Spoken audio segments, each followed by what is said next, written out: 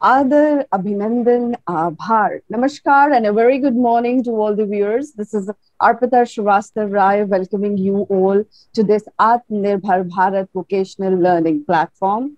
As you all know, we, the change makers of the Atmanirbhar Bharat, strive for the excellence in our program and are yet present with another interesting topic, launching online program in sync with four quadrant approach in association with Talent Edge. Well, as you all are aware that UGC has come up with the guidelines on online courses for the universities, discussing modalities for imparting online degrees. With that intention, we would like to propose to all the NIRF top universities, along with Talent Edge, plug and play model ready for the disposal. Presented by our resource person, Mr. Gautam Gupte, who is the DGM Academic Alliance, along with our chief guest, Professor Dr. A.K. Bakshi, founding Vice Chancellor, PDM University, Bahadurgarh, Haryana. Well, Nelson Mandela, a former president of South Africa, said that education is the most powerful weapon which you can use to change the world. And I strongly believe that great leaders harness personal courage, captures the heart and minds of others, and empower new leaders to make the world a better place.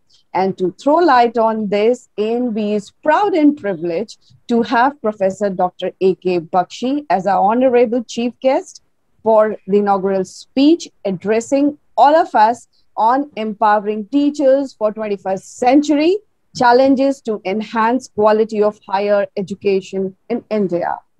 Now, I would request all of you to be a part of our traditional auspicious lamplighting ceremony as a tribute to Mother Saraswati, the goddess of knowledge, blessing all humanity by our chief guest, Professor Dr. A.K. Bakshi.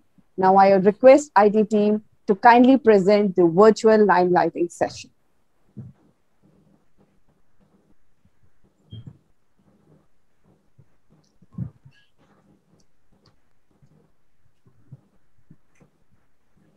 Is the screen visible? Yeah. शुभं करोतु कल्याणं शुभं करोतु कल्याणं शुभं करोतु कल्याणं शुभं करोतु कल्याणं कल्याणं शुभं करोतु कल्याणम्.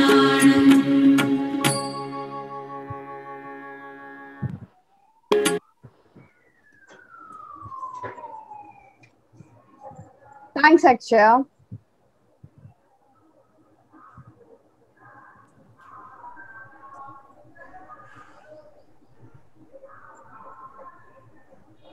Before we start our session, now I would like to give a brief introduction for our chief guest. Taking your permission to read your profile, sir. Professor A.K. Bakshi, former Sir Shankar Lal Professor of Chemistry, the University of Delhi, is presently founding Vice Chancellor of PDM University, Bahadurgarh, Haryana. He has been Executive Director of Tertiary Education Commission, Mauritius, and a Vice Chancellor of UP Rajashri Tandon Open University, Allahabad. Professor Bakshi is also presently Chairman of the National Resource Center of Chemistry of MHRD, Guru Angad Dev Technical Learning Center of MHRD, and Center for E-Learning, all located at SGTB Khalsa College of Delhi University. Professor Bakshi has also been a member of the Standing Committee of the National Mission on Education through ICT of the Government of India. He was also the chairman of the Content Advisory Committee for Chemistry for Shakshar Portal of the MHRD, Government of India. He has also been the head Department of Chemistry Director of CPDHE and the Director of Institute of Lifelong Learning of Delhi University. He has also been a visiting professor at GGSIP University in Delhi, a double gold medalist, a recipient of several awards and academic honors. and I was also being facilitated 2 times for his outstanding contribution to education by the former President of India, Dr. APJ Abdul Kalam. Professor Bakshi is the author and the co-author of more than 180 research and education articles, etc. He has, to his credits, 11 books as author, co-author, 51 e-books, books as editor, chairman, convener of the working group, and 63 e-models as authors, co-authors for PG chemistry courses and ARPIT program of MHRD. Professor Bakshi has also been a member of National Writing Team for chemistry classes for 12 books of NCRT. He's also been elected as the president of the section of the Chemical Science of Indian Science Congress Association for the year 2011 and 12, and also been a member of various committees of national and international importance. He's also one of the first person from university in India to have been selected as a member scientist of 3rd Indian Research Expedition of Antarctica. We all welcome on board of the Atmanirbhar Bharat, sir. Over to you. Thank you.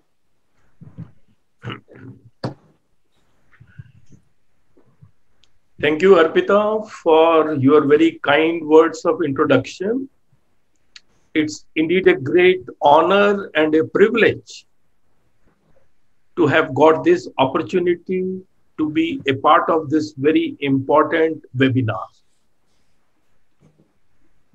I know that we have very distinguished people. Mr. Pradeep is there, then Arpita, then Gayatri, and also Dr. Vimal Rar. She is the project head and one of the leading e-learning experts of the country. You know, when I was approached for this talk, there were many options open to me. As a matter of fact, we have been working in the development of MOOCs and e-learning and have also given this concept of 4 quadrant. We have developed almost like 50 MOOCs, perhaps the maximum in the country by any single institution. But then I thought that since Gautam Gupta ji, he is already here, he is a resource person from Talent Edge, and he would be delivering a talk on introduction of online courses and 4 quadrant approach. So I thought that let me speak on something more general, which could be of interest to all those who are in higher education. So from that perspective, I have selected this topic, and as it has been told, the topic is empowering teachers for 21st century challenges to enhance the quality of higher education in India. So let me first share my screen, please. Please allow me to share the screen.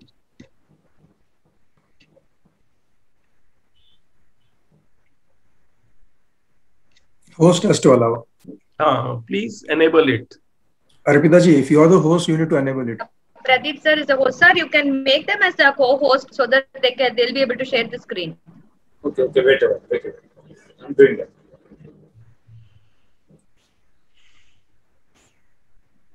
Yeah, it's been enabled now.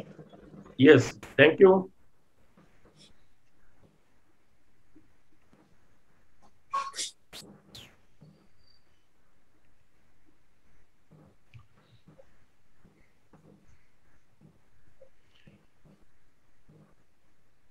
I think screen is visible and I am audible. Please confirm it. Okay, thank you. Thank you very much. So as you can see, this is about half an hour presentation where I'm speaking on empowering teachers for 21st century challenges to enhance quality of higher education in India. You know, you will all agree that the quality of an educational system cannot exceed the quality of its teachers. So if you have to enhance the quality, you have to increase or enhance the professional competence of the teachers. So that's basically the thinking behind this whole presentation. Because once teachers are empowered, they will then in turn empower the students. You all agree that the role of a teacher in higher education is mainly threefold: to disseminate knowledge, that is teaching, then create knowledge, that is research and guide research, and also academic administration and management. And one is expected to excel in all the three roles. For an outstanding teacher or a researcher, you need to have a very sound and deep knowledge in your subject. You should have the passion of teaching. You should have done a lot of thinking on the subject and should also have the clarity of concepts.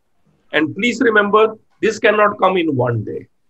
Then, if you want to be an outstanding researcher, you need to be an out-of-box thinker. You need to be innovative and creative. And then 4 C's I have written, which means curiosity, creativity, courage, and commitment. These are required for research. And then for both outstanding teacher and researcher, you need to have excellent communication and presentation skills. They can do wonder. But if you look at India's system, you know, recruitment of a teacher takes place through these steps. Everybody knows that. But in most of them, it's only the domain knowledge which is tested. What about the pedagogical training? That's never tested and never given. So now government is also feeling that there is a need of teacher education in the country. Before a person enters into the teaching profession, one should be told how to do the teaching. Because please remember, qualified teachers may not always be quality teachers. So there is a difference between the two. Now I come to the challenges which are going to be there in the 21st century. You know, first is the challenges of the present information age. We are living in an information age. We are getting any information just by the click of mouse is possible. But according to this World Economic Forum report in 2019, 65% of the children entering primary school right now will be working in jobs that don't even exist right now. So one is not sure what type of jobs will be there in future. So this is one important point. Second is, this is also an age of artificial intelligence. This is an age where the artificial intelligence will equal the intelligence of the students by the time they finish education. So if machines can be there with the same intelligence, then why do we need you? That is going to be another challenge. And the third is, this is also going to be an age of mass education where more students over the next 30 years will graduate than since the beginning of the recorded history. So competition is going to be very, very high in future, whatsoever limited jobs are there. Therefore, you know, in the light of this, the challenge is our empowerment is required to equip our students with the 21st century skills. You know, for excellence in 21st century, you need academic content. Very good. That's rigorous academic content, no doubt is required. But that is not going to be enough. You need to have 21st century skills. It's only then that you may excel. And what are the 21st century skills? These are a set of abilities that students need to develop in order to succeed in this information age. They will, you know, help the students keep up with the fast changing world. And these 21st century skills are normally under 3 headings: learning skills, literacy skills, and life skills.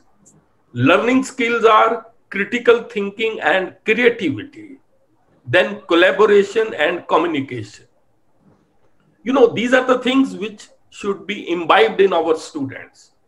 Then literacy skills, here information literacy, media literacy, and technology literacy is required. And then life skills are also required. flexibility, leadership, initiative, productivity, and social skills. So only if a student has these 21st century skills, one can think of the possible excellence in the jobs later on. And you know, skill is not something which you can get overnight. A skill is the ability to do well because of training, experience, or practice. So you need to be trained. As a matter of fact, all these skills should be imbibed in our students from school time onwards.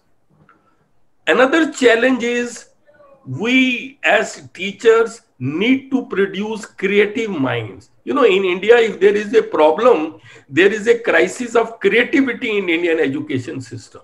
Look at the fact, no Indian scientist has got Nobel Prize while working in India after 1930. C.V. Raman was the last person who got it in 1930. These people got Nobel, many others got, but then they were non-resident Indians. Even if you look at the world ranking, the top position coming from India is only of IIT Delhi, IIT Bombay with 172 position. And the only university comes is University of Delhi with 501 position. Even if you look at the GTCI index, you know, this is Global Talent Competitive Index, which measures and ranks countries based on their ability to grow, attract and retain talent. Here also, India is at number 72. So, you know, there is a problem of a dearth of creative minds. We need people who can do outstanding research. So they need to have perseverance and resilience, enormous amount of creativity and open-mindedness, and also willingness to collaborate. Unfortunately, our education system focuses more on rote learning. We need to shift the focus to thinking, innovation, and creativity amongst our students. But teachers need to be trained for that, because teachers themselves have been the product of the same system. So it's a big challenge. We need also to transform the culture of assessment, because assessment drives learning. The way you assess your students will learn in that way. So that could be one way to enhance the quality of education. You know, it is said learning is a 6-level hierarchy. Learning starts from understanding, then applying, analyzing, and at the top is creating. So we need to incorporate all this higher order thinking skills in our teaching and learning. Assessment process needs to be made more scientific to encourage multiple skills of the students. That's the challenge. Without creativity, please remember there cannot be any progress, and we would be forever repeating the same pattern. You know, this was my article in Times of India's Education Times about the creativity crisis in the Indian education system. Another challenge which teachers need to be aware of is the growth of knowledge. You know, the knowledge in all disciplines is growing very fast. So fast that the doubling time of the growth of knowledge has shrunk considerably. There was a time when knowledge was doubling in 150 years, and now it has come down to almost 73 days. So you can very well imagine, teachers, our education system basically deals with this knowledge. So this is going to be a big challenge. What we know is a drop, and what we do not know is an ocean. We have to keep this thing in mind. Therefore, you know, even new education policy also says that you revise your curriculum more frequently. Keep it light so that there is more time for thinking, but keep it modern, because knowledge is growing very fast. Otherwise, you know what will happen? There is going to be a gap between what is learned and what should be learned. And this helps later on the research activity. Another very big thing which is very relevant to this webinar also is we all as teachers need to embrace technology and become tech savvy, because ICT is impacting all areas of higher education. There is hardly any area which has remained untouched. As a matter of fact, you know, I am surprised that a few years back, perhaps education was the only sector which used to debate about the usefulness of technology. But now it is embracing, especially during this corona pandemic.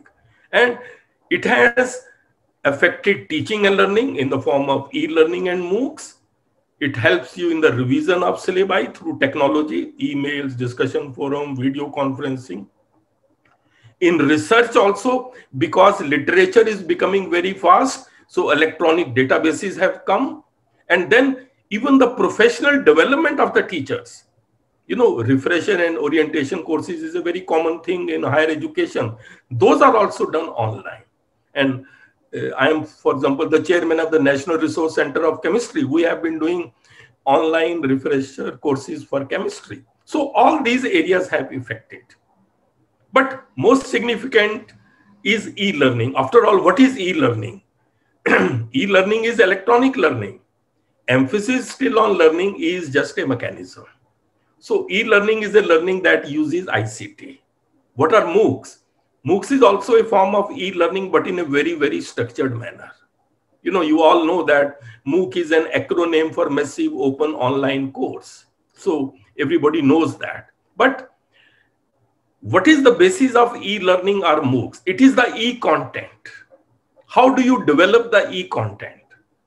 You know, it involves 3 stages. First is you have the syllabus for which you have to develop e-content. So subject matter experts will write the static content, text, value addition, quizzes, etc. That is the first. Second is for that static content, you do multimedia enrichment, which is done by the technical team.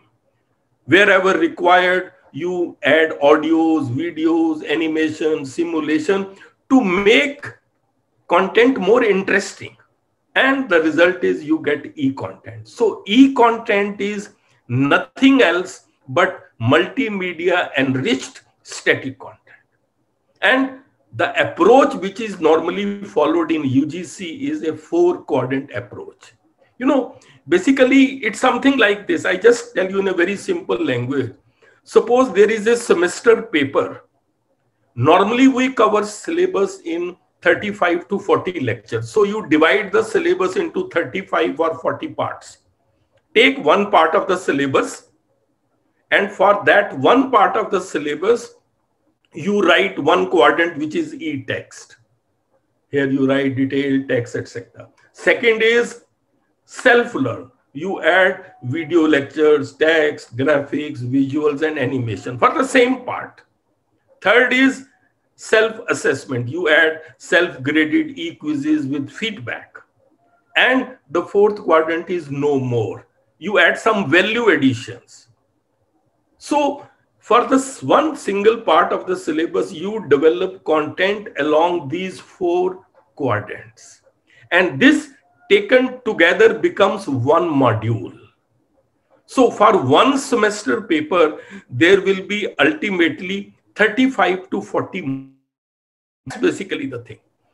Similar is the case in MOOCs also, but slightly different. So I will not go into the details because Gautam ji is going to discuss all that. But what I need to tell you is that a good quality e-content should have all those features which make self-learning exciting and interesting. And you know, this is the development of a MOOC, which is in a very beautiful form presented: static content, multimedia enrichment, e-content, and you arrange it week-wise. Normally, a MOOC, which is on SWAYAM portal, is covered in 15 weeks for a semester paper. And this is a good example of the structure. 15-week MOOC consisting of 35 to 40 modules.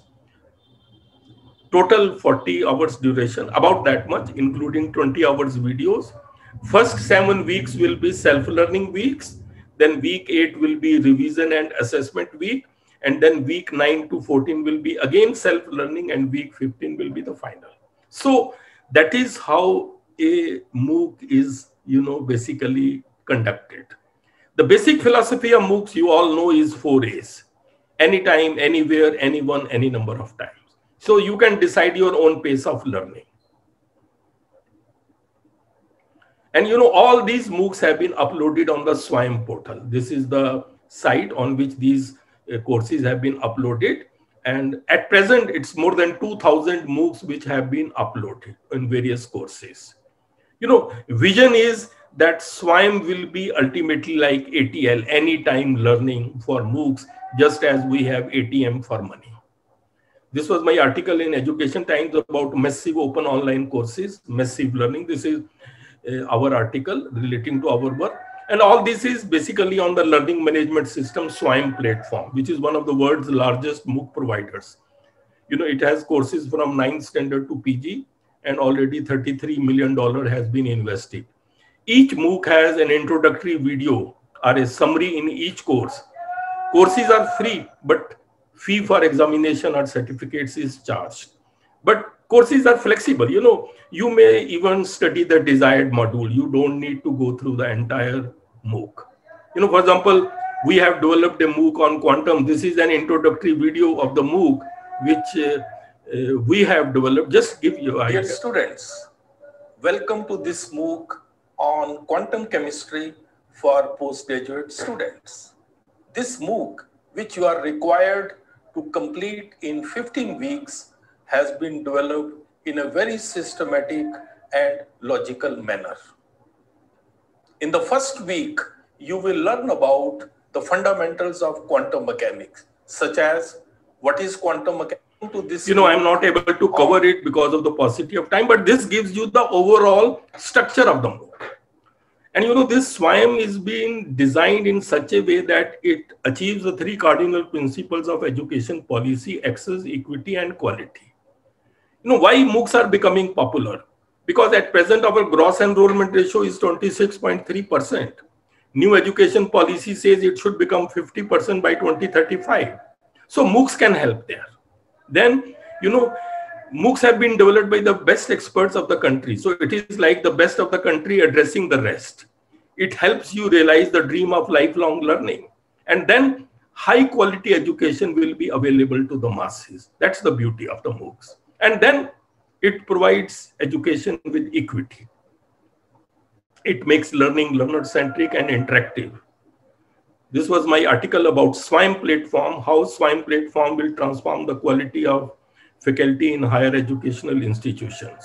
And now, very soon virtual universities are going to come. This was a report in Times of India that we are going to have virtual universities. Then each university may set up its also own online courses. It will have its own learning management system. So all those things. Then another challenge is you need to embrace the new pedagogies. Normally we teach by talk and chalk method. It has some limitations. Teacher-centric approach, monologue, many complex concepts you cannot explain on the board. It presumes that all students learn in an identical fashion. You can't solve sufficient problems in the class. It is slow and time-consuming. And now with technology, new pedagogies have come. And the one which is becoming very popular in the world is flipped learning. In the traditional model, teacher delivers a lecture and then gives some homework activities. Whereas in the flipped model, teacher gives a video to the students to be watched at home. And then next day in the class, they discuss that video. So it is believed that flipped model, as you can see from here, will help in imbibing higher order thinking skills in the students, because the discussion is taking place in the class. So what students used to do in class, that has become homework, and what used to be the homework, that has become the classwork. So this was my article about flipped classroom in Times of India. This is another article of mine. Another is, challenges. We need to prepare teachers for their new roles in 21st century. The roles of the teachers are now going to change significantly. Now we need to have tech-savvy teachers in ICT skills. This is the need of the hour. Tomorrow, they may have to manage virtual classroom and discussion forum, because if the students are enrolled in MOOCs and if they have some queries, who will answer them? So they must learn. Then they should also be proficient in the development of e-content and MOOCs. Thousands of teachers have worked in our groups, but generally we find that they might have been teaching for a long time, but when the question comes of writing, they are not good in writing. Writing skills are missing, because here you have to present your ideas in a very systematic and logical manner. Your teaching ability has to be manifested in writing. So that is sometimes missing. So this is also a challenge. And then another is, I just take 4 minutes, 5 minutes more. We need to empower teachers for education 4.0. India is very soon going to enter an era of education 4.0, which is a total technology mediated education. You know, world is presently going through 4th industrial revolution, which is based on artificial intelligence. 3 are already over. So education 4.0 is the education system which will be aligned with the needs of industrial revolution 4. These are going to be the technologies of the future: artificial intelligence, robotics, virtual reality, Internet of Things. Then you have augmented reality, data science, gamification, machine learning. These are going to be the technologies of the future.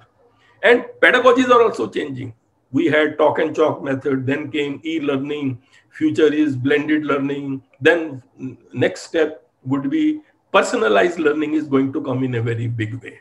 And artificial intelligence is being used for this. You know, there is a scheme of the government of India, NEET, National Educational Alliance for Technology scheme, of which I am also a part. Here, artificial intelligence is used to make learning more personalized and customized as per the requirements of the learners. So see how things are going to change. So, you know, the future is very, very uncertain. So we have to keep pace with that. Artificial intelligence is going to be used in examination. Adaptive assessments will be there. Algorithms will replace mentors. Exams may be at your doorsteps. Digital invigilation, digital attendance, all that. You know, this is a good newspaper report. Exams may tomorrow move to bedroom, but invigilator would still be watching, because there is an artificial intelligence proctor which will keep a watch on your movement. And so you can see, this was my article about how education 4.0 is going to work for the coming generations. So there is a fear that will technology replace teachers? Let me tell you, technology is not going to replace teachers, but teachers who use technology will probably replace teachers who do not.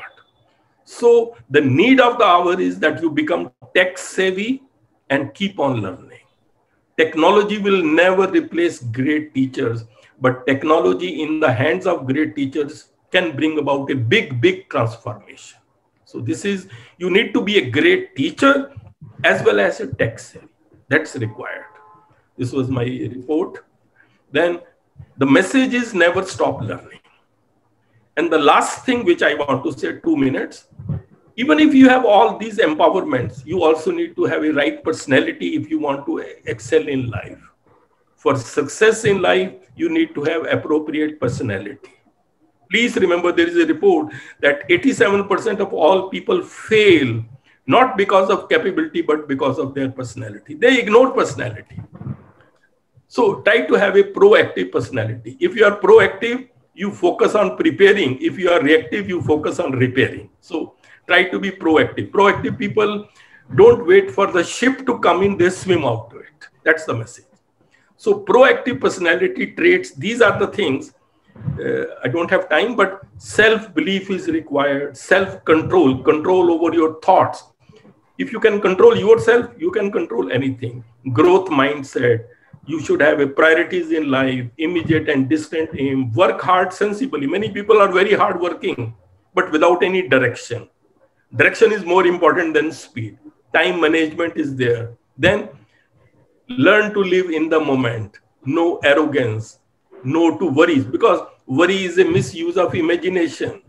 We suffer more in imagination than in reality.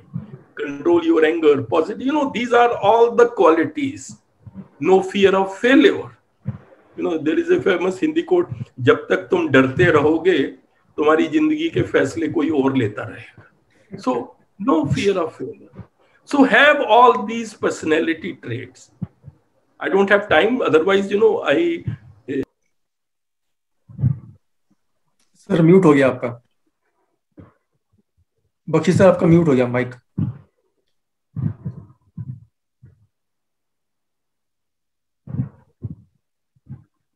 Bakshi sir आप unmute कीजिए. हाँ, thank you. वापस mute हो गया sir. Sir mute हो गया वापस. अब आ रही है आवाज? हाँ सर. हाँ जी आ रही है सर. नहीं, पर कब से बंद था? बस लास्ट 2-3 स्लाइड पे सर. Last 2 slide. एक मिनट, ये कुछ और आ गया. Just 1 minute. यहाँ पे आपने पर्सनालिटी ट्रेट खत्म किया. कहाँ पर? पर्सनालिटी ट्रेट्स खत्म. Personality traits. तो ये प्रोएक्टिव पर्सनालिटी ट्रेट्स 2 पार्ट्स में है जो कि वन शुड हैव. देखिए, what let me tell you from my experience, because I have been heading so many top institutions, so many people working with me. You know, many people are very capable, but they are not having the right personality. That's why they are not able to success. True. So, you know, it's said that realization comes to everybody in one's life, but generally by the time realization comes, it's too late. So that should not happen. That's the purpose of telling you all this. Because when we were young, I became lecturer when I was just 21, but nobody told us. We learned from our, so I have given you in a capsule form what are my thoughts, how you can empower yourself, and you are in a profession, you know, which is a very noble profession. You can achieve wonders. So that's basically what I would like to say. And just a minute.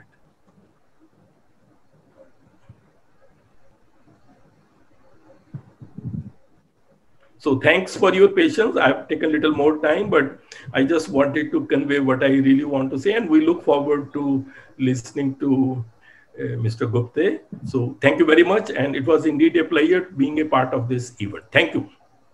Thank you, sir. Thank you. Thank you, sir. We raise our hearts in gratitude and thank you for being a chief guest, for being with us today. And let me say one thing. I'm sure we all felt elated with your words and source of encouragement. And you rightly said that even I believe, you know, that a strong, positive self-image is the best possible preparation for success. And now I would like to invite the convener of the Atmanirbhar Bharat, Mr. Pradeep Singh, for a thank you note. Yeah, thank you. Thank you, Arpita ji, and thank you to our honorable guest for today, Dr. A.K. Bakshi sir. It was wonderful to actually listen your guidance on mentorship towards how the education is being transformed. I was looking at some of the articles wherein I find that flipped learning. When we were in the schools, we were in the thought that why madam is teaching now? Why not she is telling us that do it at home and then you commit on the school times or even after schools also and then discuss on those. So this is how the transformation is. This is now, which has been actually, I must say, because of the pandemic or because of this technology advancement, we are actually into. It was wonderful to actually listen your mentorship regarding how our teachers should be enabled for. And yes, of course, whenever we are talking about any of the venture, any of the upliftment, first and the foremost thing is personality trait, which is utmost required for each and every person. I thank Dr. A.K. Bakshi for giving his valuable time. I just called in the 11th hour, and thank you to Dr. Vimal, Dr. Parvati, and Dr. of course Sonali also, and Dr. Aparna, because of whom actually on the 11th hour I contact Dr. Bakshi sir for our today's session for the chief guest. I request our IT team to present note of gratitude to our chief guest for the same. Thank you very much. So thank you, sir. Thank you for being with us and guiding us. We keep on actually connecting with you for mentoring all our resource people and our teachers, those who are into this. We are into the education, I must say, although education is in disruption, but our teachers, our educators are taking that button, and we will be actually exhibiting how others are exhibiting in their field. So thanks to all, and thanks to all teachers. I would like to just mention that during this Corona period, you know, we have 2-3 centers, and Dr. Vimal is also here. We have trained more than 45,000 teachers during the last 1 year. It came in Times of India also, because we have been conducting various virtual programs, faculty development, webinar, workshop, on different aspects of education. Because we wanted to ensure that because of this corona, learning does not get interrupted. And therein came our role. And in this, Dr. Vimal, she has joined today, though she was down with corona, but I think today is her first appearance after a long time. So I am very grateful to Dr. Vimal also for sparing time to be a part of this event. And the entire credit for this training goes to her because she is the project head. So thank you very much, Vimal. And Thank you so much, sir, for accepting the offer which Pradeep and Sonia just interacted with me. And let me just share that we at GAG TLC, we are already into teachers training, and we're also planning to have the teachers training in the type of program that Talent Edge is coming up with. So we are very keen that if we can be association where, because what we feel online courses are not a automatic plug and play type of thing. There has to be hand holding where the teachers will provide very important interface. So rather than just information sharing, which can be relegated to these videos, the teachers have to be guiding, facilitating, problem solving, and that is what should be there. Otherwise, this online program will not be taking the quality further. And that is what, let me share, I have been one of the member who has formulated the online regulations for UGC. So this 4-quadrant approach where it will ensure that the quality components of the requirement from students' point, but then there is much more beyond that, which is the continuous interaction, the hand holding, which is there. So maybe in some other program we can talk about in detail about these things as well. So thank you, Pradeep. And let's. I request actually, I need to give us introduction of Dr. Vimal, Dr. Aparna, and Dr. Sonia. These were the pillars actually in during my MHRD project, which I was doing with the World Bank. So whenever I feel that I am actually being in trouble, I used to call to Sonia Madam that we need to actually do this thing, and we are being stuck up. The same it happened yesterday. I was stuck up for getting my chief guest, and that is how I called Sonia Madam. That what to do, because I called around 7 people. During pandemic, the situation is such grim. Actually, I called 7 of the people, either the HODs or the deans or the VCs, and all of them are occupied. Or there is a, of course, I also lost my father during this pandemic only. So, but the situation is such, and I was in the thought that we need not to postpone this now, because already it's been postponed twice. So I asked to Sonia Madam what to do. Then she actually rang up to Aparna-ji, and then Vimal-ji come in the picture, and then how our today's chief guest, Dr. Bakshi, is there with us. And it was wonderful actually. And we keep on actually working with Aparna Madam also and Dr. Vimal for enabling our people also and for others also, those who are into the education.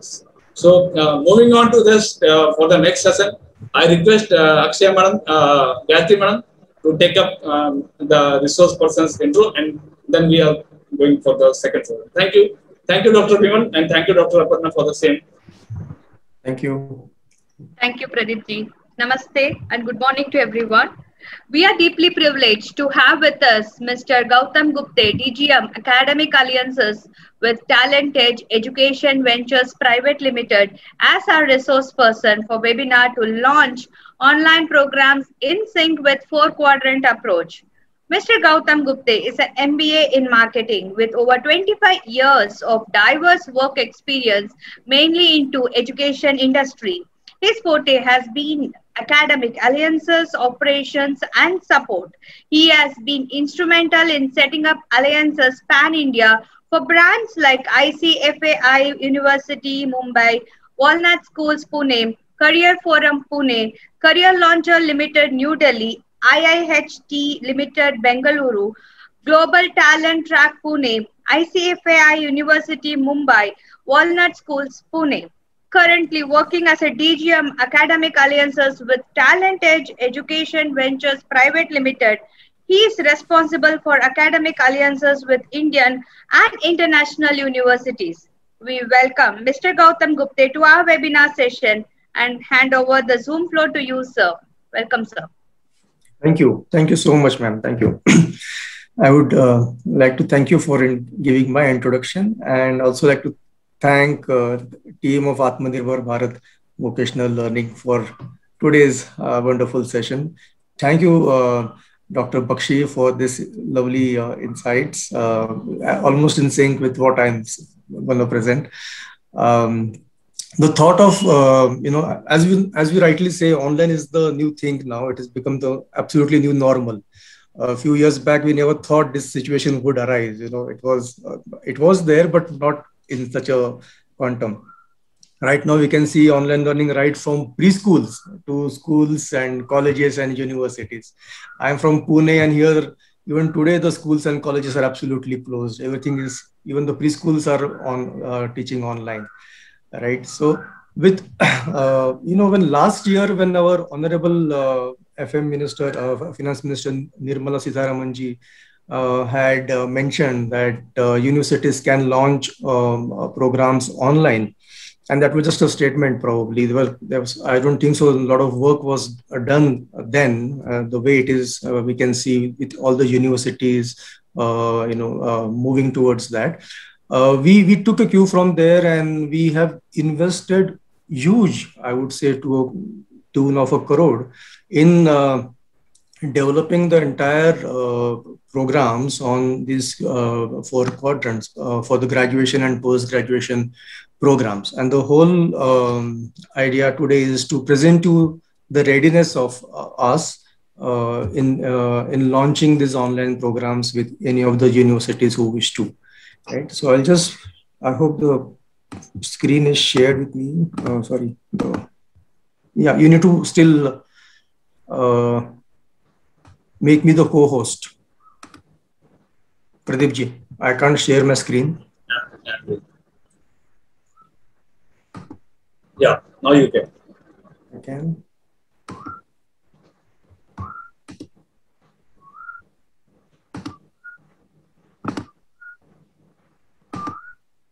Is my screen visible to all? Yes, it is. All right. Thank you. Thank you so much. So I'll start my presentation. It will run through this. We'll have our introduction followed by the readiness of programs. Which are the programs that we're talking about? The assessment piece, the online remote proctor assessment piece, the remote proctored online examinations, roles and responsibilities, and what kind of projections we are looking at for the universities in this model. We started a decade ago. We are India's leading educational and technology company, featured in Forbes India magazine also as the most innovative edtech company in India. We are basically engaged with multiple universities in India and international for their degree and post-graduation programs. Institute that we are currently tied up with our XLRI, IIMs, IIIT, IIFT, MICA, Symbiosis Pune, the distance learning, KL University, Alagappa, Periyar, Bharatidasan, just naming few here. There are much more also. What makes us unique is actually our ability towards providing end-to-end solution to the universities, right from branding to student acquisition to delivery of programs. I am from Pune. We have 5 locations: Gurgaon, Mumbai, Pune, Hyderabad, and Bengaluru. Close to 500 plus employees are working with us. In this last 1 year in pandemic itself, we have recruited more than 100 plus counselors for supporting our universities. We have also taken up an additional space of 6,000 square feet in Pune, where we are accommodating this new hired people, and we are, hold on, actually I'm getting this notifications of people who are joining, sorry. Where we have, we are placing our new hires to support our universities. So we are actually growing, and thanks to the universities we have with us, we are supporting them.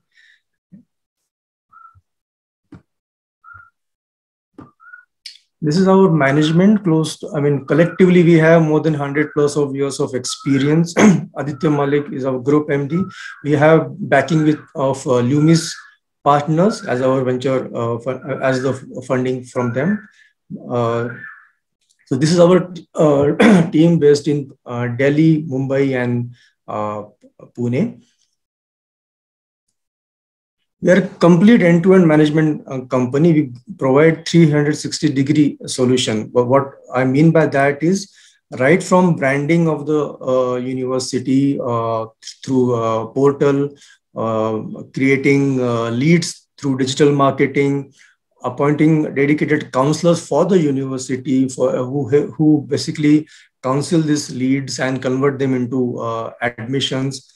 We have our own in-house built LMS, so providing the LMS with complete online content, the resources, conducting the online live interactive sessions by providing our faculty to the university or also having the university's faculty for the sessions, managing the complete student life cycle right from the inquiry when the student inquires on the portal to the admission to the session, live sessions for supporting then examinations and post-examination, post-enrollment support also. Everything we support, the entire life cycle management, we take care. We also support the university with online remote proctored examinations. We also put up an online dedicated help desk for students because they have umpteen number of queries at each learning phase of theirs in the journey. And we have a dedicated support team for that. So this is the entire service that we give to the universities so that they are not burdened with additional responsibility. So they already have a lot of responsibilities to take care. And when we are talking about student acquisition and providing thousands of students to them, which actually comes obviously with much more responsibilities. So we support the university in every phase. We are spread across our learners are spread across the globe. We have more than 4.5 lakh learners today spread across the globe. We've been awarded as the best e-learning company by EdTech Review. We've been also awarded as the best digital marketing in the education space by ET Now. And as a brand, we have Talent is Next, and Grey Campus, which is in IT trainings. Few partners, academic partners that we have with us is mentioned here. And there are a few government universities, there are state private universities, there are deemed to be universities, there are premier institutions that we are dealing with currently. So that's the brief background about us. I'd like to share how we are ready with the launching of online programs right from, so we basically are the technology providers for the university, and we help them absolutely with end-to-end, right from, as I mentioned, right from the branding part to acquisition part to the delivery part and to the student support part. I would be referring in my presentation the UGC notification of September, which came up, and I think it was 4th of September. Which mentioned different parameters, as UGC had mentioned the compliance on different parameters and how we are on those parameters when we have developed this content and where it's ready for the university.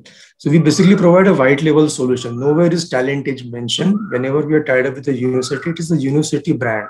It's completely white label on university brand. As you can see, it says that flexibility browser support on main site having responsive design. So we designed the website of university with both through, you can access through desktop, and it has to be mobile responsiveness also. Today I would say all the students are having 4G handsets, and hardly anyone actually accesses through a computer or a desktop or a laptop. They're absolutely on their mobile, and the entire content needs to be mobile responsive.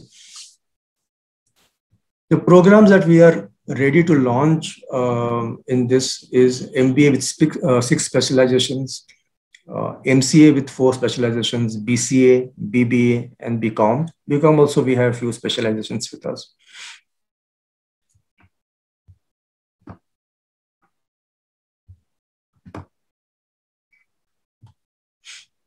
The admission process has been, I'll just quickly go through that. Normally, there are 2 batches in a year for the university, a Jan batch and a July batch. The Jan batch examinations happen in June, the results are out in July, and normally the July batch examinations happen in Jan and the results are out in Feb. I mean, this is the proposed one. We always work as per the university guidelines. For a registration, the student visits the portal online. He clicks on apply now. Here, the student signs up with his name, email ID, phone number, and then his My account is created like this. So these screenshots have been actually taken from the website and the LMSs. The student has to then upload his Aadhaar. Aadhaar verification is done as per the required. After he fills up this and uploads his documents, he's guided to the payment gateway and he makes the payment online. This is again, I've highlighted whichever clause or as a reference I am talking about with the notification. So how we are prepared on that.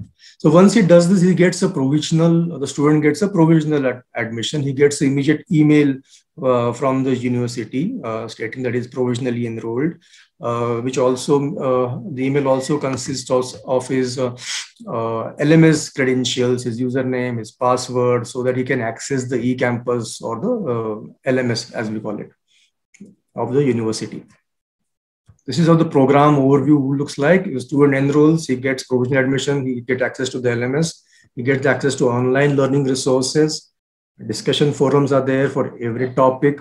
There are live interactive sessions happening from the university side. Talentage also supports in the faculty, and there are assessments. You have continuous evaluation through LMS, and there is remote proctored online assessment through, again, technology enabled. As sir also, Bakshi sir mentioned, these 4 quadrants are there, and quadrant 1 is talking about e-tutorials, 2 is about e-content, and 3 is discussion forums, and 4 is assessment when it comes to the university guidelines. When you say e-tutorials, for each, basically for each quadrant, for every the learning resources for every subject is prepared, and they are mapped with the university LMS. So when we talk about e-tutorial, it basically consists of tutorials which are recorded videos. There are animations, there are gamified modules prepared by us, there are simulated case studies available for each and every subject. E-content consists of ebook, which is PDF, but also having HTML5 content. So that's actually very expensive and very beautifully designed for student learning experience. Lab environment is there wherever it is needed. For PCA, it is there.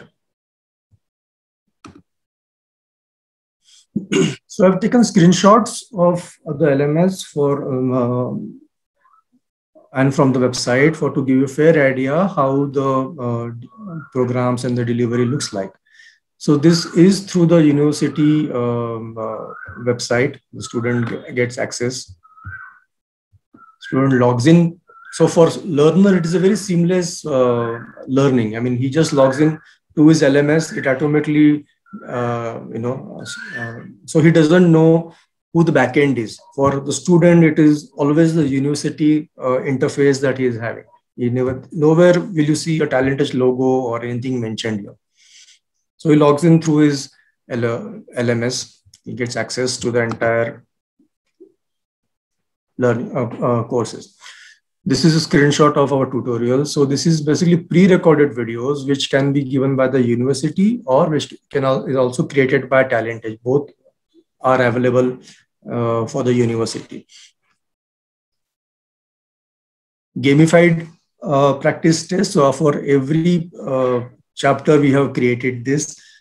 As Bakshi sir was saying, this is to generate more interest in the learner, and he needs to, because it's online learning, he should not just get bored by reading. So to keep that engagement level and excitement in the student, there are various learning resources we have developed. So there are in gamified practice tests, there are various templates used like a football or cricket or basketball. So it's a MCQ pattern. There's a question asked, and there are 4 options. The student clicks the answer. If the answer is right, in this case, the goal would be scored. If the answer is wrong, the ball will go outside the goal post. And then he can review the right answer also, and then presume ahead. And there are animated case studies to generate interest. The faculty can also ask this, throw a question from these case studies in the discussion forum, so that, as I said, it is not just a PDF one is learning. These are animated to create a lot of interest, and the learning is a good experience for the learner, for the student. Ebooks, as I said, it is not just the PDFs. We have for every chapter, we have HTML5 content developed. And then he can review the right answer also, and then presume ahead. And there are animated case studies to generate interest. The faculty can also ask this, throw a question from these case studies in the discussion forum, so that, as I said, it is not just a PDF one is learning. These are animated to create a lot of interest, and the learning is a good experience for the learner, for the student. Ebooks, as I said, it is not just the PDFs. We have for every chapter, we have HTML5 content developed, which makes the learning very easy and seamless. So support is given in terms of ebooks or PDFs also, and HTML5 content also. Gbook is another format given. It's in PPT format. Basically, for every chapter, we have made bullet notes for the student. So this helps him in understanding the topic. This helps him in also revision. At the end, he can just go through the bullet notes to revise the entire chapter. This is as per the quadrant 2. Open learning resources are available. This is a screenshot from the LMS. He clicks, there are various open sources and material available. He clicks, he goes, say here, he goes to a YouTube channel and he learns again on the subjects. So for every chapter, this has been provided. Discussion forums, again, a screenshot from the LMS. This is a graded discussion forum, which is part of your continuous evaluation process. A 5% weightage is given to this. Student has to participate and discuss on the topic. It is moderated through a faculty from the university. He or she goes through that responses and then submits the view. This is again, if you look at, I've highlighted where it's coming from, which clause. Then there is synchronized online live interactive sessions. A calendar is published in the LMS and also on the website of the university portal and under student corner. So the student knows on what date, what time, what lecture is going to happen. And he can plan his attendance accordingly. A faculty takes this live session. He's sharing his screen here. He's visible on the right-hand corner, and there's a chat also available for the students to throw questions and the faculty can answer them. So it's a live interactive session conducted through the LMS. It's a 1-hour session. Coming to the quadrant 4, online learning resources of quadrant 4, we have FAQs, we have misconceptions. This is again screenshots taken from our LMS. For every chapter, we have pre-learning FAQs, which help if the student goes through that before the learning, it makes his learning very easy.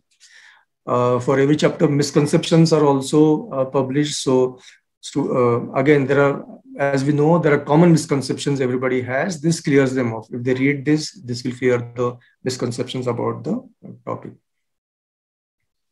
Topic-based assignments are there for students to practice and make their understanding more clear. So for every chapter, this is designed.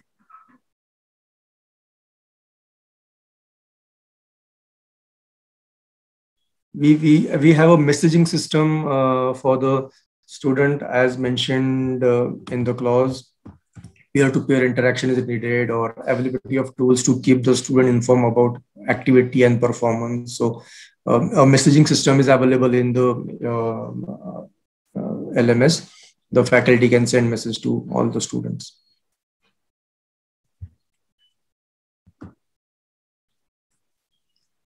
Dashboard for all stakeholders is one of the parameters there. So we have dashboards for all stakeholders, starting from students. So student logs in, he can see his dashboard, his details are there. His course progression is also mentioned in the dashboard. So he knows how much is lacking, how much he has to still complete. That dashboard is there. Dashboard for mentors is available. Dashboard for other coordinators is available. Dashboard for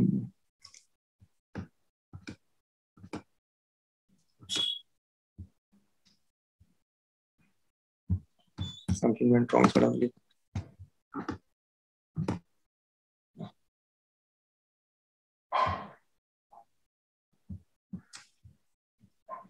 Dashboard for admin is available. Coming to the assessment piece, this is the weightage for internal and external assessments. We have continuous evaluation comprising of assignment 1, which is objective type, then we have subjective type, and we have discussion forum, and then we have the semester end. This is the suggested weightage within the guidelines. University, if they have some other weightages, even that can be plugged in the LMS. If you look at assignment 1 objective type, it will have 50 questions randomly. So the huge question bank is there, and 2 marks each, 50 questions are there. Passing criteria is 40%. Gautam, we are not able to see the screen. Oh. Your PPT is frozen. Is it so? Okay. Yes, Gautam, it's not visible. Let me. First page only. Oh, is it? Yeah. I think you need to resume the slide so that we can see it. Can you see it? Not now. Not yet. Yeah, now it's visible. Now it is visible. It's visible now. Okay, so I was coming to the assessment. You could see the dashboards? Yes. Yeah, so as I said, there are different dashboards available in the LMS at the disposal. Student dashboard, mentors, coordinators, and admin, all these dashboards are available in the system. I was coming to the assessment part. This is the suggested assessment. Continuous evaluation will have objective type, subjective type, and discussion forum. A weightage of 10, 10, and 5% is there. And the semester end will have 75% weightage. If any university has got different pattern, that can be plugged in. That is what I was saying. Assessment will have 50 questions, 2 marks each. From a question bank of 250 plus questions are there. Randomly, it is thrown to them. 40% is the passing criteria. If the student doesn't achieve 40%, he has to reattempt basically. Assessment, then we, as per the reference of security features, other authentication is done before the assignment or assessment starts. In a subjective, hold on, the screen suddenly is giving me trouble here. Yeah.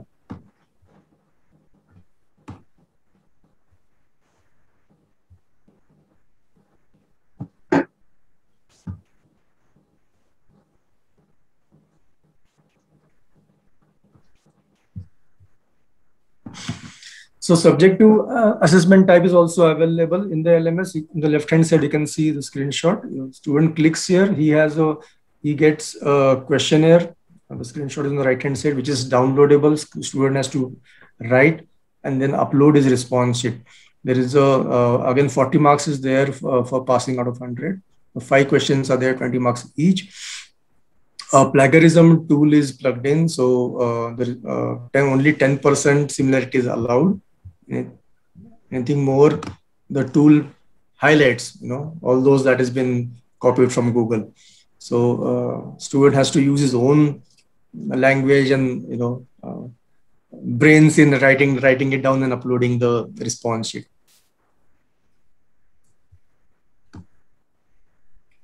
Assignment 3 is a graded discussion forum. again taken, as you can see, discussion methods of preparing trial balance. This was thrown by the faculty. The student has to discuss on that, and a 5% weightage is given on the evaluation. So every student is needed to participate in the discussion forum. It is moderated by the university faculty. Coming to online proctored assessments, 75% weightage is there for that. On the website, the form is available with the examination guideline. The form is put live. The student clicks there, fills up the form for the examinations. Then once he fills up the form, he gets a confirmation from the university wherein it is confirmed on what date, what slot timing he has chosen for which paper and which city. In case the currently using is online, but in case the university wants the exams at a center, the student has to go to the center and give the examination along with his ID and all. So all that provision is there. Currently, we've been conducting everything online for last 1 year. Project work, student has to submit to the university as they have to courier the hard copies, around 80 to 100 page, or as per the guidelines of the university. The project carries 40% weightage. Online remote proctor exams are conducted with all the built-in security features. It's 90 minutes for the paper. The results are declared after a month.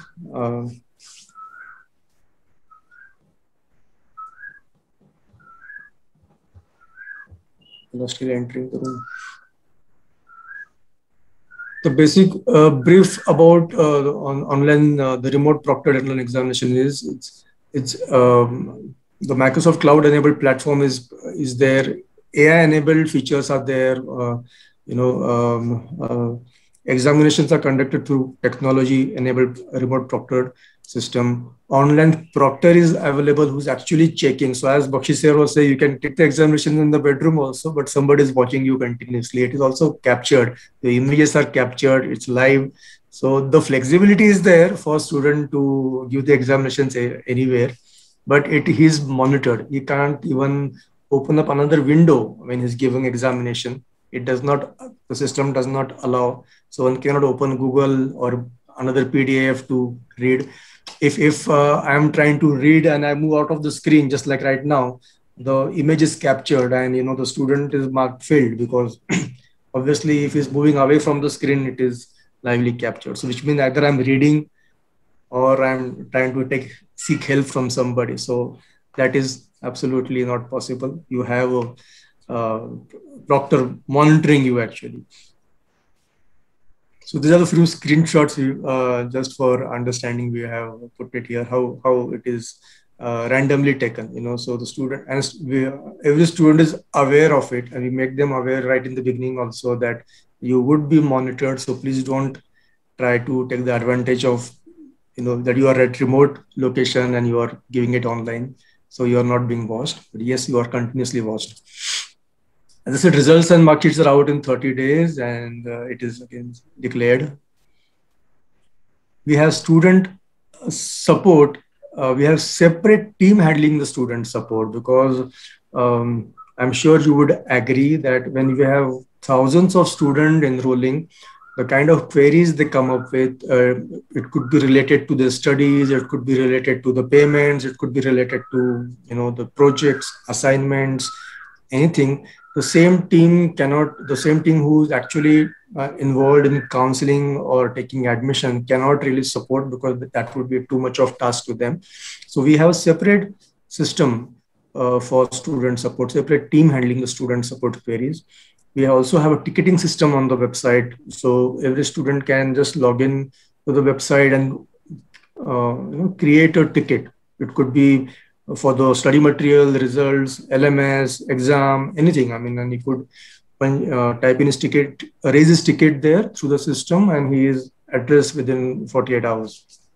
So that support is available from us to the university. roles, responsibilities of both university responsibilities is actually just launching the programs, and I don't want to sound it that harsh, but normally it is just the reality is their role is restricted only to generating enrollment numbers and giving the mark sheets. We can actually support the university end to end in every format, in every part.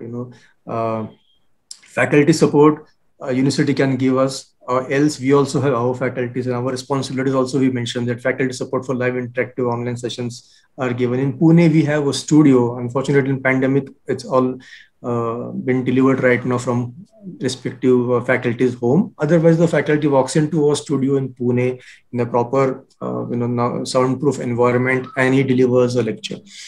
So, role of university is actually launching the programs, guiding us in the admission process, the eligibility norms that they have. Their faculty can also support with the recorded videos and live online sessions.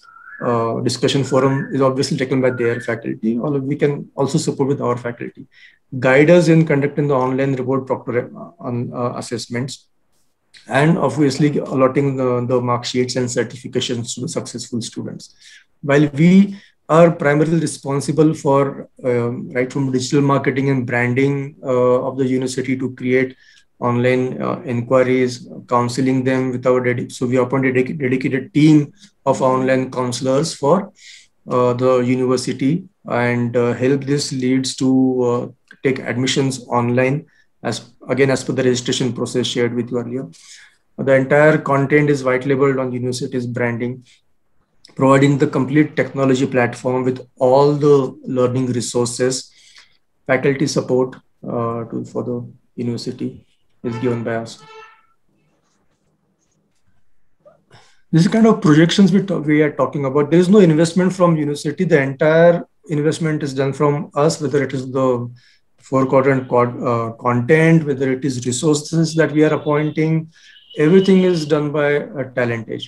We appoint dedicated counseling team. This is like a typical BPO setup in Pune. We have a set of counselors. Over them are the team leaders who are monitoring the performance of these counselors.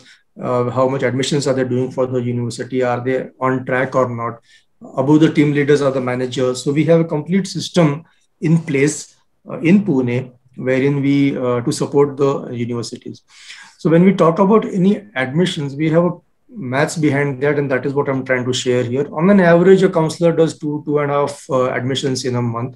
So we appoint to begin with in a year 50 counselors from our side, which will yield around 1,500 admissions in a year.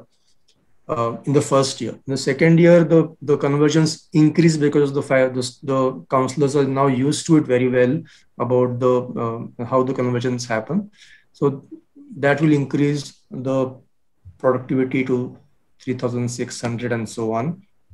So we are roughly in a 3-year span for university. We are expecting around 12,000 plus students from Talentage in this association. That's from me. Thank you so much. That's the picture of our center. We actually invite the university's delegates also to visit us, so they actually understand and see our operations. How we are actually doing it end to end. So saying is one thing, looking at it and believing is another. So we invite also the university delegates to visit us in Pune and have a look at it through their own eyes, how we are, operating. Thank you so much, everybody. Thank you, Mr. Gautam. I request here all attendees who are from universities, who are from colleges, please share your views how the Talentage is and whatever the queries you people have, especially Dr. Parvati Madam, Dr. Aparna Madam, and Dr. Vimal, and of course our chief guest, because those who are in the colleges, those who are universities, they have a better preview of the online assessment system and online programs. So please share on your views and whatever we can actually incorporate, or whatever the Talentage can incorporate, or how we can actually collaborate on what that will be actually a good way to take on. So I request all those would like to discuss on this, please. Starting from Dr. Vimal, ma'am, please. Yeah. I think first of all, I would like to congratulate Gautam and Talent Edge and specific for bringing out a complete, I'll say, end-to-end solution from technology point of view, as well as embedding the four-quadrant content system which we have envisaged while drafting the regulations itself. So I can see that you have brought very good elements when you are putting these courses. But yes, you have to work in sync with the university system. It cannot be simply outsourced, because that is not the intention. The intention is to also develop the capabilities of the university system. See, what I fear personally, I may be wrong, but the type of e-learning which ventured into the school education system, it was just that teachers are doing whatever they are keeping doing, and whenever there is a free period or something additional, that is something these private companies are doing. That is not the good integration model. I think we should be empowering the teachers with these tools, and everything has to be taken in an integrated fashion. Then and only then the meaningful education will be imparted to our students. And I will also request Talent Edge, if you can work upon, you have shown that BCA, MCA and MBA and a BCom type of program, but these are already there in the conventional system. Although in online regulation we have and looked up that these type of courses will be brought up to cater to those growing demands for the lifelong learners and those who are back in their professions and then looking into online, but also the courses which are missing in the education system. And I think here where Atmanirbhar Bharat, if you can look up at your mandate also, and also with the skill ministry, can we bring out some courses which are really developing the finishing skills to the students? Not only the graduates, but what is required from the different industry. If a BCom student is there, then what are the job options, and then what all skills they have to go into a particular thing. That is what the mandate is, not from the education point of view, because we cannot cater to each and every industry. But here they can be 3 or 4 party system where government, they can be private players like Talent Edge, and also the industry who is going to absorb these students. That okay, if you are from BSc chemistry background, then going into pharmaceutical industry, these are the skill sets that we require. If you are from bio, then okay, in the corona time we need students who can handle patients, who can immediately do at least some help to the testing labs or something. So we have to come up with these innovative solutions, and I think that's where the combination of online and offline, so hands-on thing remains offline, the theoretical part can be brought into online. So I think massive change has to be done in that direction, because online integration, not just to replicate what is existing in the education, but to identify the gaps which are there and then try to work upon, so that we can take our country really to Atmanirbhar. So that it is my personal feeling which we have to really work upon. It's a collaborative effort. I request Gayatri Madam to throw some light on this, because Prakrimka is working on 2 of the segments, which actually Dr. Vimal has said just now. So Gayatri Madam, please share how Prakrimka is working on that. Prakrimka Institute, actually Gayatri Madam is in Oman and it's listed at Chennai. But Prakrimka Institute has come up with 2 of the courses for especially able kids. And that is how this Atmanirbhar is, and that is how she is trying actually to make some of the segments to coming in collaboration with colleges or coming in collaboration with education sector. So that is what she is actually proposing, and then we even trying the same thing with even new education policy, which she is actually referring for, and even for this thing, new youth policy. She is trying to actually incorporate for those things. Please, Gayatri, please throw some light on that. Thank you, Pradeep sir. Thank you so much. And Thanks to Gupte sir and Vimal madam, and of course Mr. Ashok, Dr. Ashok Bakshi. It was really a great session for me also, because bringing in all these, even I was really thinking, as Pradeep sir said, how do I incorporate all these components in our teaching, particularly virtual with children with special needs. It's a big challenge actually what we are facing. But of course, these were really a great insight to me for taking it further. What we at Prakramika we are doing is we are building skill development courses. Like we are bridging the gap between the neurotypical and children with special needs. So it's a neurotypical. They go into this process. Of course, their adaptation and their adjustment becomes easier. But for a child with special needs, this virtual component is so difficult and a big challenge. So bringing this visual model, their auditory skills, there are so many things which had to be looked into. So we are trying our best to develop a model which will enhance their skill. As Vimal ma'am rightly said, the building the skills, what it actually is required to getting into the job is something very important. And in particularly in one of the model which we did for front office management, we brought in all these videos, this e-learning content, the same what Dr. Ashok Bakshi sir said, the flip model. So giving the video before, they sit and watch, and then they come back the next day and we discuss, and then we have the assignment. So what happens is the learning becomes more interactive. So children, they feel that they know more than teachers. So their confidence level also increases with that flip model, I should say. But I was just doing it of random. But when sir said, I understood the real meaning of it. I just did it out of random, not in a structured manner. Now I think we'll have to work more on the structured methodologies. So thanks to you all, and this is what we are doing, like library assistant courses. So being the in the school system, so we are bringing in those courses also. So teacher assistant course. So there are some 5 graphic designing. So teaching graphic designing for a child with autism is a big challenge, that too virtually. Of course, that is taken care of by my younger daughter. She is doing it. But it's a big challenge to give that video component and teaching one by one, because what happens in the live session is something different. As Dr. Bakshi sir rightly said, the technology is not going to replace a teacher, but a teacher with tech savvy will be more equipped. That's what even I also felt that same. So I think we need to work on it. Of course, I think we can do it. We can do it.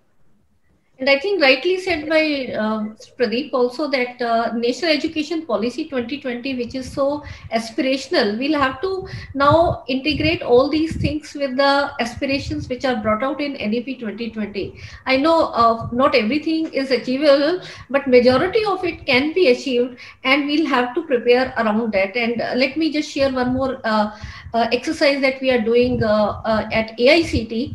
I have designed templates where the graduate outcomes attributes, there are 12 of them as per NBA requirement, and they have to be integrated in each end. Right now what is happening is, if a chemistry teacher is teaching engineering course for the first year, then in that course only 2 or 3 attributes are being met.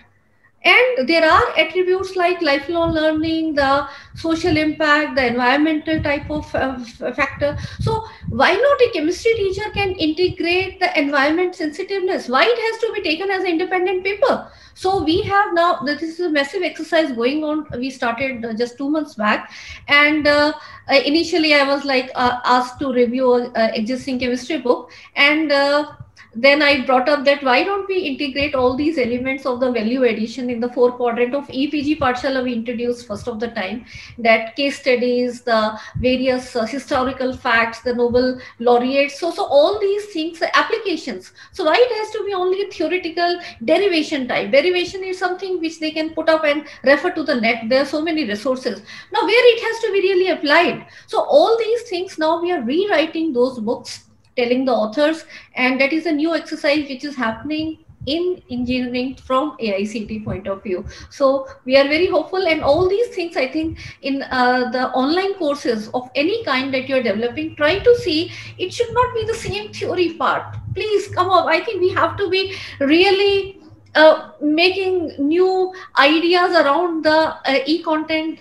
Maybe if the time permits, we can have a detailed session later on. I'll show you some experiment where there's a cancer fundamental course on SWAYAM going on. We have created more than 54 MOOCs from our center. And in cancer fundamental course, we have created a character called as Koshika. Koshika is a cell. So animated character, and very excitingly, she's telling that there are case studies where the survivors have been interviewed, doctors sharing their expertise. So different experts from that field have to be brought. So it is not the conventional teacher writing on the board and you capture, or just showing a PPT on a Zoom screen and you capture with the view. You have to bring experiments where the e-content becomes really mind-blowing, like the Bollywood or Hollywood movies. It should be so engaging that, and the presenters have to be really enthusiastic, and the students have to be, wow, I want to watch this video again and again, and I want to learn, I want to go more in higher education in this particular. That is the type of change I think we have to bring into our education system. So we are trying to motivate teachers through our training programs, and let me tell you, there's a teachers e-kit concept we have brought up, and many teachers are contributing that how these different elements can be brought in their conventional classroom teaching, keeping in view the NEP 2020. So that is another thing, Gautam, I think your company can look into that, how the NEP 2020 requirements are also being fulfilled, and sure there will be many takers for your courses, and you can extend that. Thank you, Doctor. Thank you. Dr. Aparna Madam, actually, to share some views on new education policy, and also the talented platform, which actually just now Gautam ji has actually covered. Aparna, please. Good morning, everyone. This is one of the first sessions that I'm attending from the Atmanirbhar team and Pradeep ji, and I think there's a lot that I've learned, starting from the inspiration that Professor Bakshi has shared with all of us to what Gautam ji has shared. I think there's a lot of scope, there's a lot of potential in this whole technology that is being offered. I was just trying to imagine what are the kind of courses that we at Lady Irwin College as under the Department of Home Science can work on, to see where we can maybe pick up some part of the system that you have created and apply it to the specific needs of our students. I totally agree with Madam Vimal that yes, we have to not just bank on the existing degree, diploma, certificate courses, but perhaps create some of the niche courses that can be used as top-up courses for our students, which can be like value-added courses. And that's where we can have these courses being picked up by students across streams and not just perhaps a specific stream. So there's a lot of potential. I think hats off to your team for creating a system which is offering end-to-end solutions.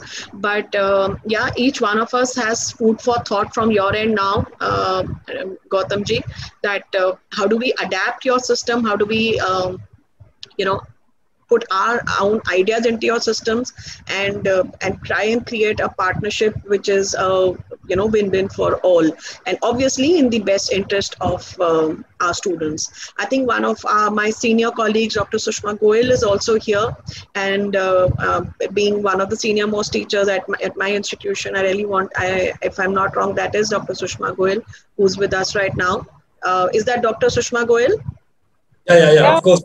Yes, yeah, ma'am. So I just want to also, because with ma'am's, huge administrative experience, I'm sure ma'am can throw in some very good ideas about how we can apply.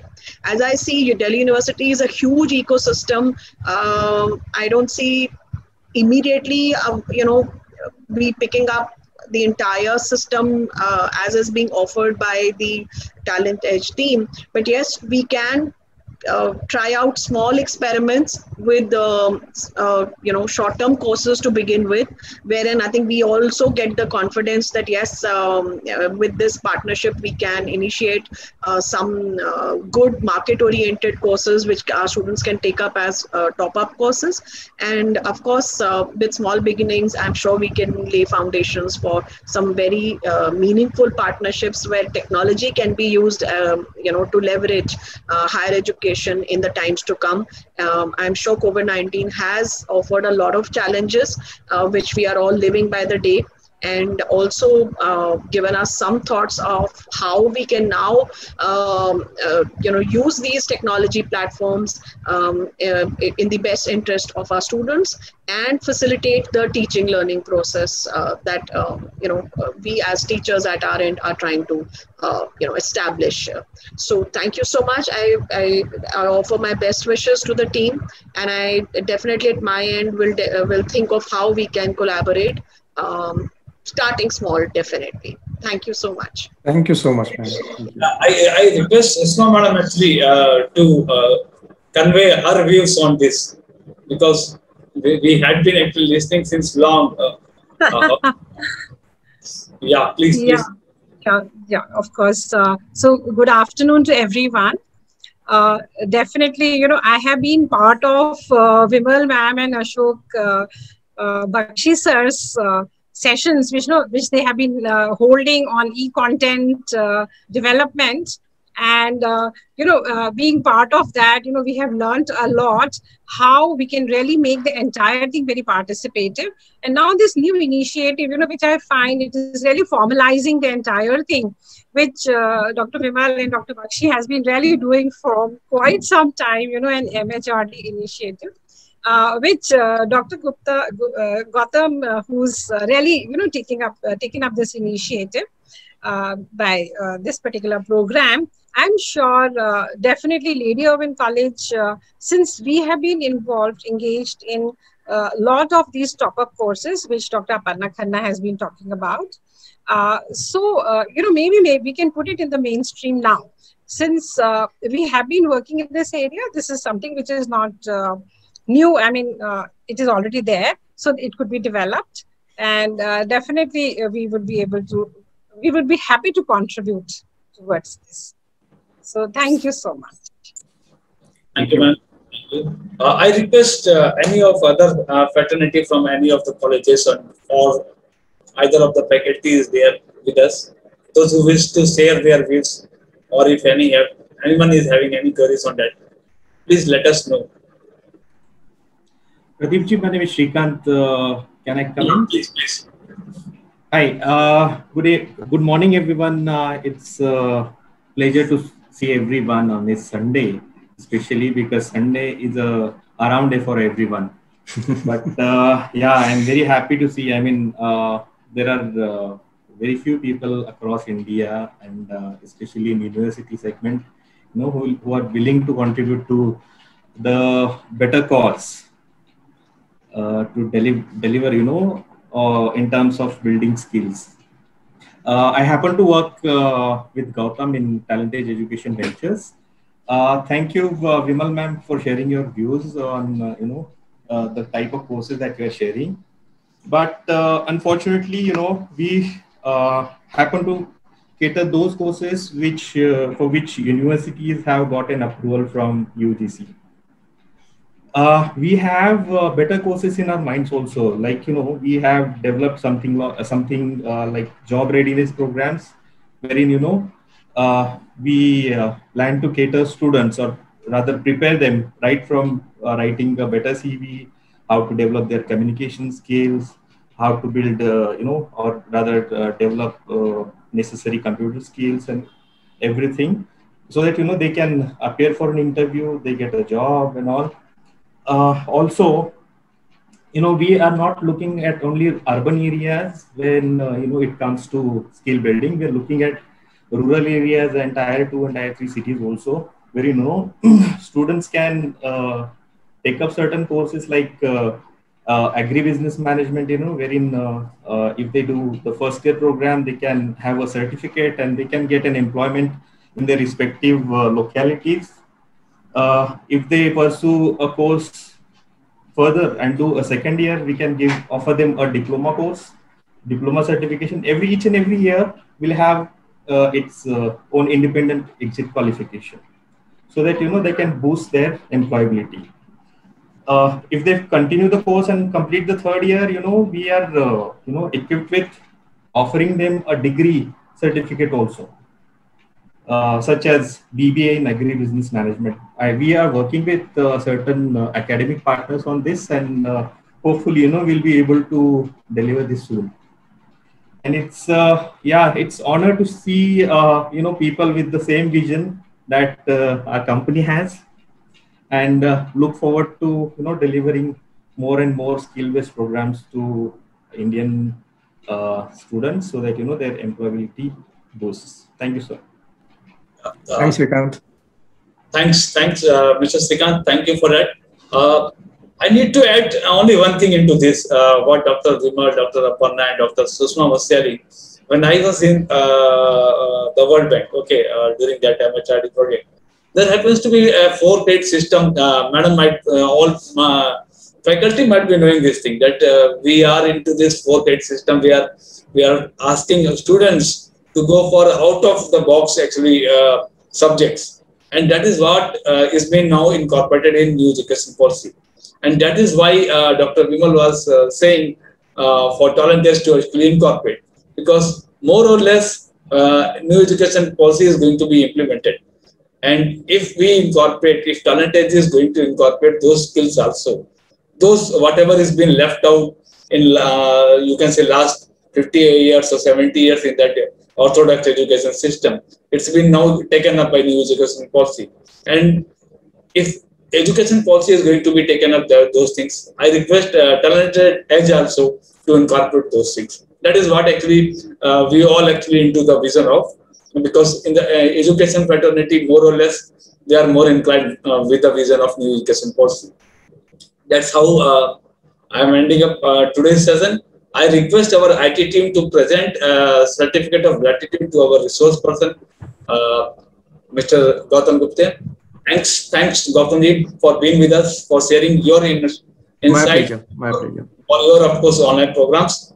I request all education fraternities, those who are here, and of course, those who will be listening by our videos. Please join us. Please join the vision of Talent Edge also, and please join the vision of education system, so that we can make in a collaborative way, we can make Talent Edge also, and we can make students also. Even I must say that faculties too, what Dr. Vimal was saying. If we try to enable students, first we need to enable our faculties first. So that is what the vision is, and that is what the vision of Atmanirbhar Bharat is. It is a more or less a teamwork. Whenever we are talking about Atmanirbhar Bharat, it always stands from top to bottom and bottom to top. We require each and everyone to be actually enabled for that. Thank you, Dr. Gautam, for being with us. Thank you. All of the viewers, those who are here with us, I request anyone is having any of the view, please let us know, so that by that we can end up the session. Or Arpita ji, you can take up the session to close the session. Thank you. Thanks, Pradeep. Thank you, everyone. It was really nice joining. Thank you. Thank you, Manthan. Thank you. Well, my wholehearted gratitude to Gautam for enriching and the Talent Edge team for being on the platform of the Atmanirbhar Bharat. And the viewers who are there, I would like to mention that we have a feedback form. So I would request the people who have any query or thought process can fill up the feedback form that will be accessed by the Talent Edge. So your feedback is very important. So I request all to please give your feedback. And as rightly said by sir and everyone, that train yourself to find a blessing in everything. And that's what we, A&B, intend to do so. And few things in the end to close and conclude, that the world is looking for more powerful push, a positive push. And that can only be given by a word of optimism and hope. And you can do it when things are really tough. Till then, take care and take care of your health also. See you in the next session. Thank you.